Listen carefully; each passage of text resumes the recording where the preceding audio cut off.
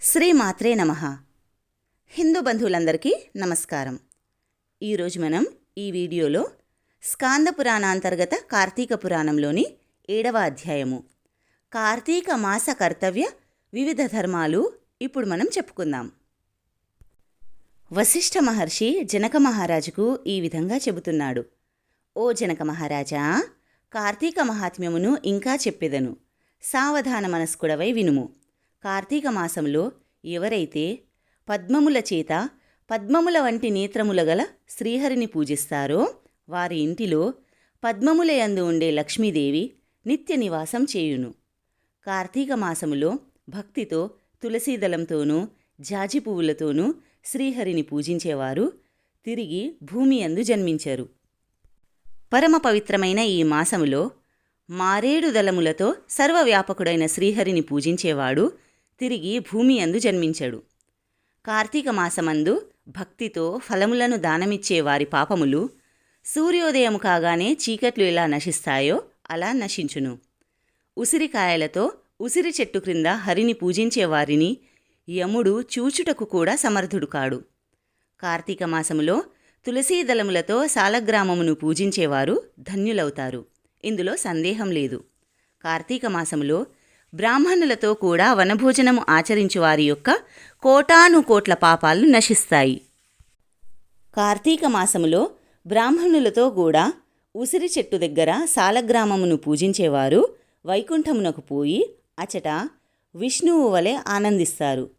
ఈ మాసములో భక్తిచే హరి యొక్క ఆలయమందు మామిడి చిగురులతో తోరణమును కట్టువాడు పరమపదమును పొందుతారు.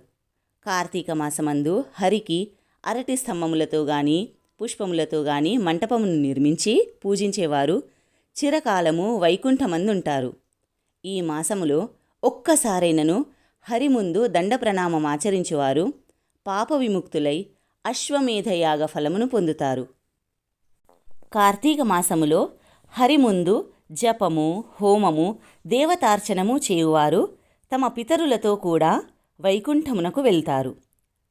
ఈ మాసమందు స్నానము చేసి తడిబట్టతో ఉన్నవానికి, చలితో వణుకువానికి వస్త్రదానము చేయువాడు 10,000 అశ్వమేధ యాగములు చేసిన ఫలమును పొందుతారు. ఈ మాసములో విష్ణువు యొక్క ఆలయ శిఖరమందు ధ్వజారోపణము చేయువాని పాపములు గాలికి దుమ్ము ఎగిరిపోవున్నట్లు నశిస్తాయి.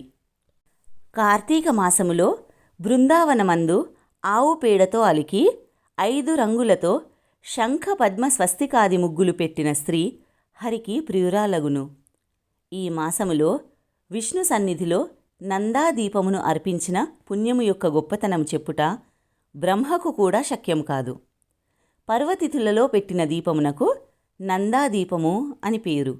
ఈ నందాదీపము నశించిన ఎడల వ్రతభ్రష్టుడగును. తిల్లలతోనూ ధాన్యముతోనూ అవిస పువ్వులతోనూ కలిపిన నందాదీపమును కార్తీక మాసములో హరికి సమర్పించవలెను. నందా అనగా ఏకాదశి, పూర్ణిమ మున్నగు పర్వతిథులందు చేయునది. కార్తీక మాసములో శివుణ్ణి జిల్లేడు పువ్వులతో పూజించిన వారు చిరకాలము జీవించి తుదకు మోక్షమును పొందుతారు. కార్తీక మాసములో విష్ణువు ఆలయ మంటపమును భక్తితో అలంకరించేవారు హరిమందిరమునకు వెళ్తారు. ఈ మాసములో శ్రీహరిని మల్లెపువ్వులతో పూజించువాని పాపములు సూర్యోదయానంతరము చీకటి నశించునట్లు నశిస్తాయి. కార్తీక మాసములో తులసీ గంధముతో సాలగ్రామమును పూజించువారు పాప విముక్తులై విష్ణులోకమును పొందుతారు. ఈ మాసములో హరి సన్నిధిలో స్త్రీ గాని పురుషుడు గాని నాట్యము చేసిన ఎడల పూర్వజన్మ సంచితమైన పాతకములు నశిస్తాయి. కార్తీక మాసములో విష్ణు ఆలయమందు అలంకారము చేయించువారు వైకుంఠమందు సాయుజ్యముక్తిని పొందుతారు. ఈ మాసములో భక్తితో అన్నదానమాచరించు వారి పాపములు నశిస్తాయి.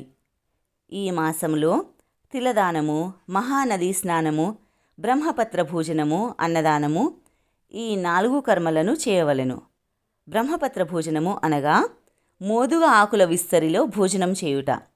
కార్తీక మాసమందు స్నానము, దానము యథాశక్తిగా చేయనివారు 100 జన్మలందు కుక్కగా పుట్టి తరువాత చండాలురవుతారు. స్త్రీ గాని పురుషుడు గాని కార్తీక వ్రతమును ఆచరించని వారు ముందు గాడిదగా జన్మించి తరువాత 100 మారులు కుక్కగా జన్మిస్తారు.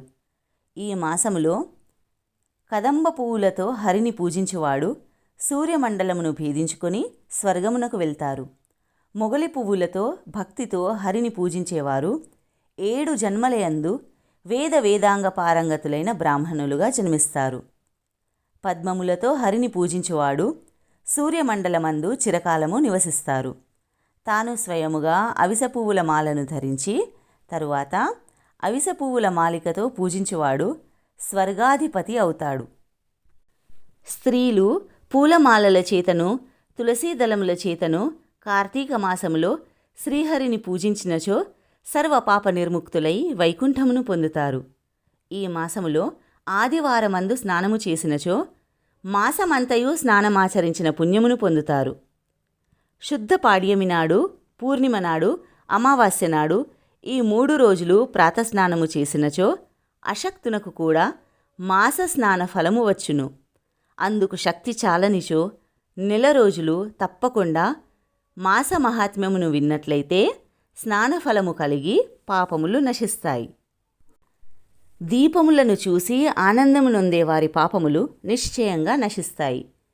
ఇతరులకు హరిపూజ కొరకు మనోవాక్కాయముల చేత సహాయం చేయువారు స్వర్గమును పొందుతారు. భక్తితో గంధపుష్ప ధూపదీపాదుల చేత శ్రీహరిని పూజించువాడు వైకుంఠమును పొందును. ఈ మాసములో హరి సన్నిధిలో జపమాచరించని వాడు భూమి అందు 7 జన్మములందు నక్కగా జన్మిస్తాడు. ఇందులో సందేహం లేదు. కార్తీక మాసములో సాయంకాలమందు హరి సన్నిధిలో పురాణ కాలక్షేపము చేయువారు వైకుంఠమును చేరుతారు. ఈ మాసమందు సాయంకాలమున ఆలయములందు స్తోత్రములను పఠించువారు స్వర్గలోకమున కొంతకాలముండి తరువాత ధ్రువలోకము చేరి సుఖిస్తారు అని వశిష్ఠ మహర్షి జనక మహారాజునకు తెలిపెను. స్కాంద పురాణాంతర్గత కార్తీక పురాణంలోని 7వ అధ్యాయం సంపూర్ణం. దేవాధిదేవులైన ఆ పరమేశ్వరుడు శ్రీ మహావిష్ణువు కృపాకటాక్షాలు ఆశీస్సులు సదా మనందరిపై ఉండాలని కోరుకుంటూ స్వస్తి.